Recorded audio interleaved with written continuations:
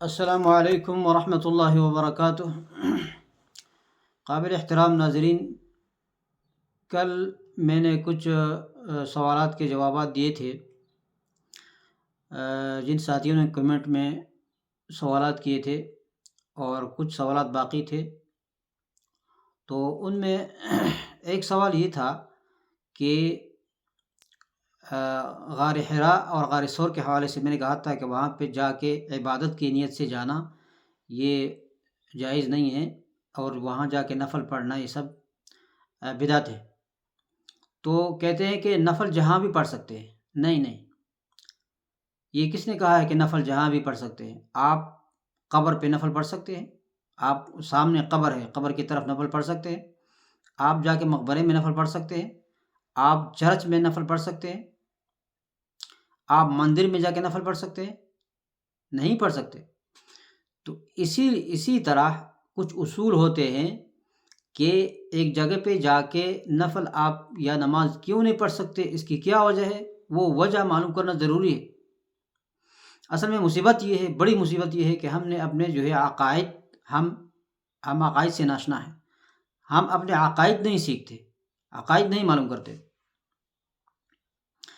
اب بات یہ ہے کہ دیکھیں، قرآن میں اللہ تعالیٰ نے فرمایا ہے کہ آپ یہودیوں کی طرح مت بنو، نصارہ کی طرح مت بنو، وَلَا تَكُونُوا كَالَّذِينَ تَفَرَّقُوا وَاخْتَلَفُوا مِن بَعْدِ مَا جَاءَهُمُ الْبَيِّنَاتُ۔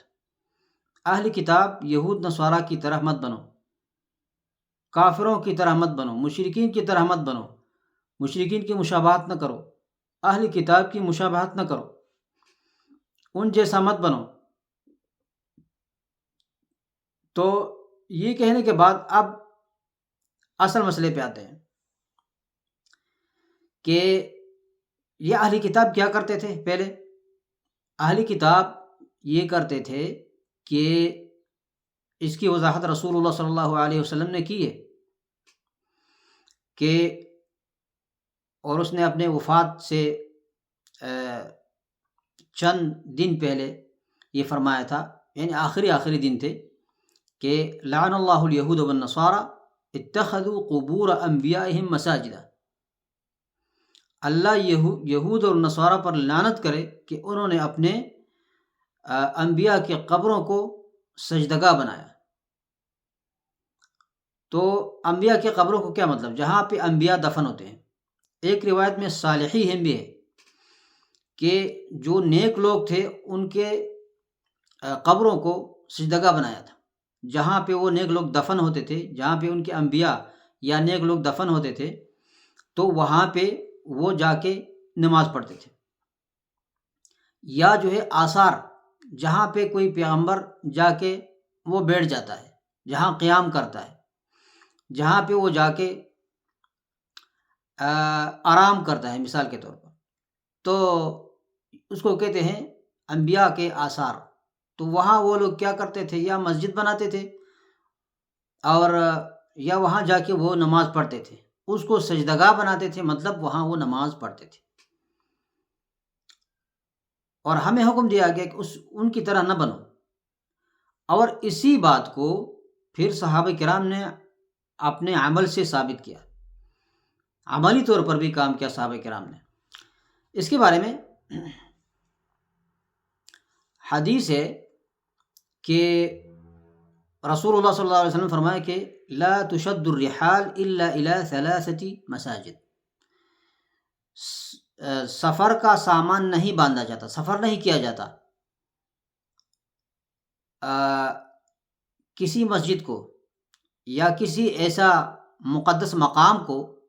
مسجد کیا مطلب؟ یعنی مقدس مقام کو سفر نہیں کیا جا سکتا مگر، یعنی ثواب کی نیت سے، عبادت کی نیت سے سفر نہیں کر سکتے آپ کسی مقام کو مگر 3 مسجدوں، ایک مسجد حرام اور مسجد نبوی اور مسجد اقصی یعنی بیت المقدس۔ تو اسی لیے اس حدیث سے کیا معلوم ہوتا ہے کہ اگر آپ مزار سمجھ کے جا رہے ہیں، مزار سمجھ کے یعنی عبادت کی غرض سے، نماز پڑھنے کی غرض سے آپ جا رہے ہیں، عبادت کے ثواب کی غرض سے، کسی پاک مقدس مقام پہ تو آپ نہیں جا سکتے، مگر ان تین مسجدوں کو آپ جا سکتے ہیں، اس کے علاوہ آپ نہیں جا سکتے۔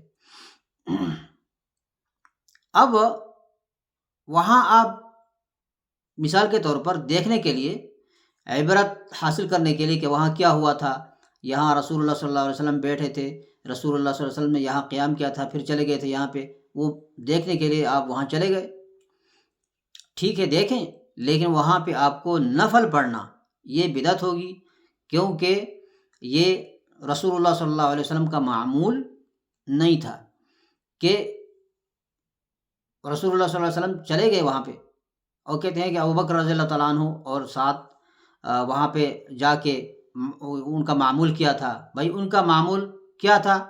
معمول کے بارے میں کوئی روایت نہیں ہے کہ کیا معمول تھا۔ وہاں پہ انہوں نے 3 راتیں گزاری اور اس کے بعد وہ نکل گئے اور مدینہ کی طرف چلے گئے اور کافروں سے وہ چھپ گئے تھے۔ ان کے جانے کا مقصد کیا تھا؟ کافروں سے چھپنا۔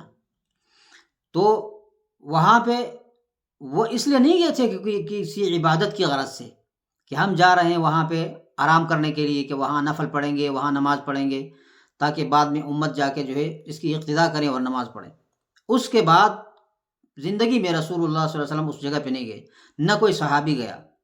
اسی طرح غار حرا میں جب رسول اللہ صلی اللہ علیہ وسلم اس کے بعد وحی شروع ہونے کے بعد پھر اس غار میں یا وہاں نماز پڑھنے کے لیے، یا کوئی صحابی یا کسی زمانے میں کوئی صحابی وہاں نہیں گیا کہ یہاں رسول اللہ صلی اللہ علیہ وسلم گئے تھے اور وہ جا کے اس نے یا وہاں جا کے کسی نے نفل پڑھی ہو۔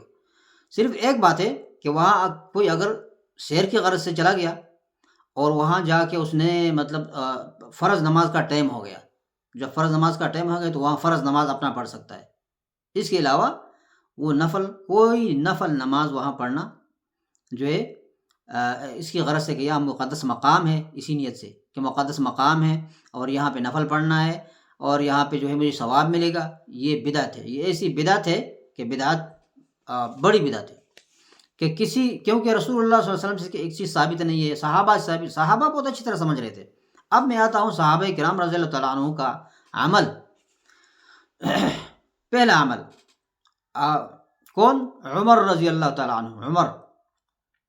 عمر رضی اللہ تعالیٰ عنہ، وہ عمر جس کو فاروق کہا جاتا ہے، فاروق یعنی الفارق بین حق اور باطل کے درمیان فرق کرنے والا۔ تو شجرہ بیعت الرضوان جس کے نیچے حدیبیہ میں رسول اللہ صلی اللہ علیہ وسلم سے صحابہ نے بیعت کی تھی، رسول اللہ صلی اللہ علیہ وسلم نے وہاں قیام کیا تھا، تو لوگ عمر رضی اللہ عنہ کے زمانے میں اس نے جب دیکھا کہ لوگ جا رہے ہیں اور اس کے نیچے نماز پڑھ رہے ہیں، تو عمر رضی اللہ تعالیٰ عنہ نے حکم دیا کہ اس درخت کو اکھاڑو، درخت کو جڑ سے اکھاڑ دیا اور ختم کر دیا کہ یہ نہیں کرنا، اس میں شرک کا خدشہ ہوتا ہے کہ لوگ بعد میں اسے مزار بنائیں گے پھر، تو اسی لیے عمر رضی اللہ عنہ نے اس کو ختم کر دیا۔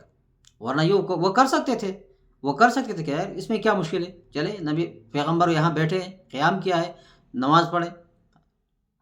اچھا، دوسری روایت ہے کہ عمر رضی اللہ تعالیٰ عنہ جب حج سے واپس آئے تو ایک مقام پر وہ جب اس نے قیام کیا تو وہاں لوگ جو ہے ایک مسجد کی طرف دوڑ رہے تھے، تو عمر رضی اللہ تعالیٰ عنہ نے پوچھا کہ یہ لوگ کہاں دوڑ رہے ہیں، کہاں جا رہے ہیں؟ تو کسی نے کہا کہ یہاں ایک مسجد ہے اور اس میں رسول اللہ صلی اللہ علیہ وسلم نے نماز پڑھی تھی، تو لوگ جا کے اس لیے وہاں نماز پڑھتے ہیں۔ تو عمر رضی اللہ تعالیٰ عنہ نے کیا کہا؟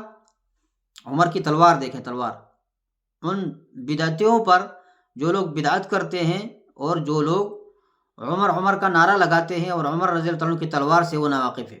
عمر رضی اللہ عنہ نے کیا کہا کہ قال هكذا هلك اهل الكتاب قبلكم اتخذوا آثار انبیائهم بیعا، اسی طرح تم سے پہلے اہل کتاب جو ہے وہ ہلاک ہو گئے تھے، انہوں نے اپنے انبیاء کے آثار کو وہ کیا عبادت گاہ بنا دیا تھا۔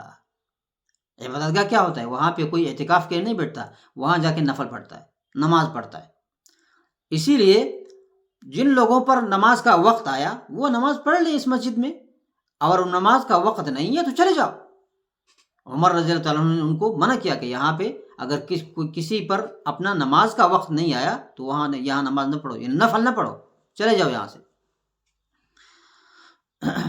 اور پھر ایک واقعہ ہوا صحابہ کے زمانے میں، اور یہ واقعہ بصرہ ابن ابی بصرہ الغفاری رضی اللہ تعالیٰ عنہ نے جب دیکھا کہ ابو ہریرہ رضی اللہ تعالیٰ عنہ چلے گئے تھے طور میں، طور جس کو لوگ کوہ طور کہتے ہیں، جہاں موسیٰ علیہ السلام پر وحی آئی تھی، تو جب وہ واپس آئے تو ابو بصرہ نے تو بصرہ ابن ابی بصرہ نے کہا کہ آپ کہاں چلے گئے تھے؟ اس نے کہا میں طور گیا تھا۔ اس نے کہا کہ اگر مجھے پہلے پتہ ہوتا کہ آپ وہاں جا رہے ہیں تو میں آپ کو جانے نہیں دیتا، کیونکہ میں نے رسول اللہ صلی اللہ علیہ وسلم سے سنا تھا کہ انہوں نے فرمایا تھا کہ ان 3 مسجدوں کے علاوہ کسی مقدس مقام پر کے لیے سفر نہیں کرنا، ثواب کی نیت سے، عبادت کی نیت سے۔ ابو ہریرہ رضی اللہ تعالیٰ عنہ کو یہ حدیث نہیں معلوم نہیں تھی، تو اسی لیے اس نے بات مان لیا۔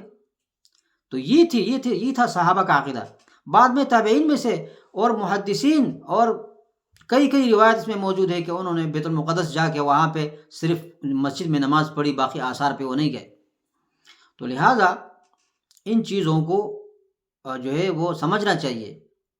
اچھا، اب کہتے ہیں کہ یہ لوگ یہ گمان کرتے ہیں کہ یہ جو ہے میری باتیں ہیں، یہ صرف میں ہی کہتا ہوں، کوئی اور نہیں کہتا دنیا میں۔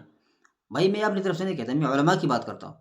سعودی عرب کے علماء کا فتویٰ ہے یہ، میں جو کہتا ہوں سعودی عرب کا علماء کا تمام تر شمال جنوب یہاں جہاں بھی آپ جائیں، اور لجنۃ دائمہ کمیٹی کا فتویٰ، اسی طرح بڑے مفتی ابن باز سے لے کر ابھی تک، کہ یہ اس طرح جو ہے عبادت کی نیت سے وہاں جانا بدعت ہے، اور وہاں پہ نفل پڑھنا وغیرہ یہ سب بدعت ہے۔ اچھا، ان کے ایک چھوٹی سی عبارت میں آپ کے سامنے پیش کر رہا ہوں۔ سعودی جو مفتی ہے کہتے ہیں کہ الصعود الى الغار لیس من شعائر الحج ولا من سنن الاسلام، یہ غار کو جانا، غار حرا کو جانا یا غار ثور کو جانا، یہ حج کے شعائر میں سے نہیں ہے، نہ یہ اسلام کے سنتوں میں سے ہے اگر آپ ثواب کے لیے جاتے ہیں تو۔ بل انہ بدعۃ وذریعۃ من ذرائع الشرک، بلکہ یہ بدعت ہے اور شرک کے ذرائع میں سے ایک ذریعہ ہے۔ چلو، یہ وہ مفتی، سعودی عرب کے وہ مفتی جس کے پیچھے آپ 5 وقت نماز پڑھتے ہیں، جو سعودی عرب میں ہمارے بھائی ہے، اور حج اور عمرے میں آپ 5 وقت مکہ اور مدینہ میں ان کے پیچھے نمازیں پڑھتے ہیں، ان کا فتویٰ ہے۔ پھر ان پر آپ مجھ پہ طنز کرنے سے پہلے اور الزام لگانے سے پہلے ان پر کرو۔ وما علینا الا البلاغ، وصلی اللہم علی نبینا محمد وعلی آلہ وصحبہ وسلم۔